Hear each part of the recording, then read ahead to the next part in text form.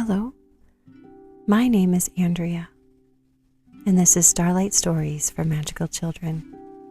Here you will find a collection of stories that were told to me from storytellers from magical realms, the animal kingdom, and nature. I am delighted to share these stories with you. And maybe as you listen, you'll find that life really is magical, and so are you. Our storyteller today is a magnificent dragon. In the sunlight, his scales shimmer red and orange and gold. His eyes are piercing green, and yes, he absolutely flies and breathes fire. He is fierce. However, this dragon does not use his fierceness to harm or intimidate others. He knows in his heart that he is meant to be a fierce protector and guide to anyone who asks for his help. He is fiercely loyal, and he is a friend. Before Dragon can share his story, there's something he wants me to tell you. Dragon lives in a magical realm not too far from here, but it's invisible, at least to most humans. In order for someone to find the realm, they must have a strong imagination, a longing for adventure, and be open to the possibility that dragons exist. And with that, let's begin. It was the early hours of the morning when Dragon's eyes first began to blink open. He turned his head and gazed towards the rising sun coming up in the east. It was a beautiful sunrise. The dragon never tired of seeing the sky in all of its beauty, and yet, even while soaking in this beauty, there was a heaviness in Dragon's heart, for he longed to fulfill his life's purpose. He longed to be a great protector, but since he had been alive, he had never met a child who could see him. There was never a child who found his magical realm, and so he remained alone. Well, almost alone. He had one friend who lived in the woods that was near to the magical realm where he lived. The woods and the magical realm were separated by a ravine. His friend who lived in the woods was a witch.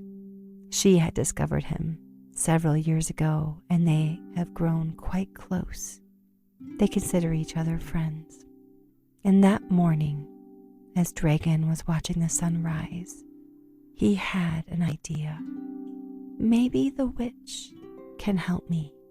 And so he took flight, crossing the ravine, heading to the woods to find his friend. He saw her just outside her cottage. She was cutting a few flower stems to put into a vase. She knew how to grow beautiful flowers. As soon as the witch saw her friend Dragon, she said, "Oh, Dragon, I'm so happy you're here. I'm so happy that you're visiting me today. What brings you to my door?" The dragon said, "I've been thinking. I know I am here to be a fierce protector, but there has been no child who's found my magical realm and has found me, and I think I could use a little help. Would you be willing to help me come up with a plan so a child knows that I'm here?" The witch fell silent. Dragon could see the wheels in her mind start to turn.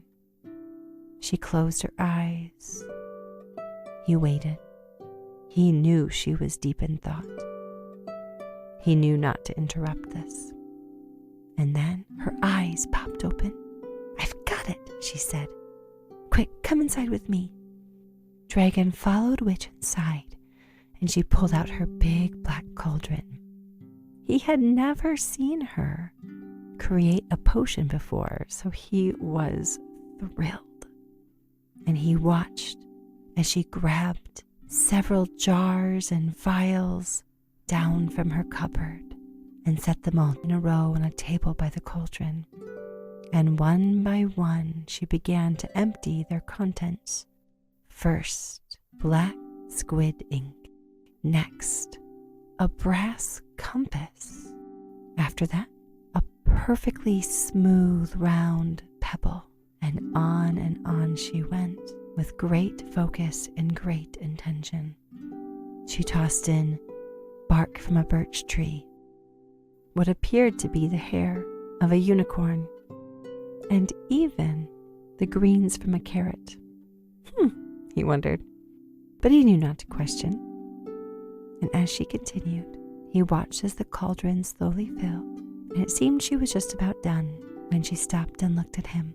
"One more thing I need," she said. "Would you be willing to give me one of your scales?" He knew it would be a little pinchy to take out a scale, but he felt it would be quite worth it. And so he reached for a small scale near the end of his tail. 1, 2, 3. He yanked it out. Ooh! Quick pinch, and then the pain was gone. He handed the scale to the witch, and she tossed it into the cauldron. And in that moment, what was inside the cauldron began to swirl and change color. Puffs of steam and smoke began to rise up.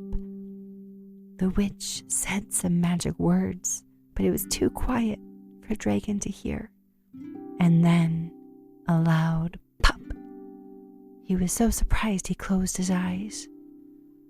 And then when he opened them, there, hovering in the air, was what appeared to be a map. The witch carefully reached for the map and plucked it out of the air. She took the map and she laid it on the table and said to Dragon, "This is a map that will lead a child to the magical realm where you are. But here's the thing. In order for a child to see the trail leading to you, they need to have a bit of bravery, a strong imagination, a longing for adventure, and at least be open to the possibility that dragons could exist. Anyone who looks at the map who does not have all 4 of those characteristics will not be able to see the trail leading to you." Dragon felt so grateful to the witch for creating this magical map. "I can feel this will work," he said. "This is a brilliant plan. But how exactly will a child find this map?" "You leave that up to me," the witch said, with a sly smile on her face. Now the dragon trusted the witch and knew that she was kind-hearted and would never do anything to harm him or anyone else. So even with that sly smile, he knew she was just being playful. "Now you fly back home to your magical realm," the witch said. "I'll take care of the rest." And so, as the dragon took flight, the witch, she put on her hiking shoes, grabbed a small bag, placed the map inside, and then began to set out for the woods. She knew right where to go. She had a sense for these things. And this is where we will leave the witch and the dragon. The story will continue next time. The end for now.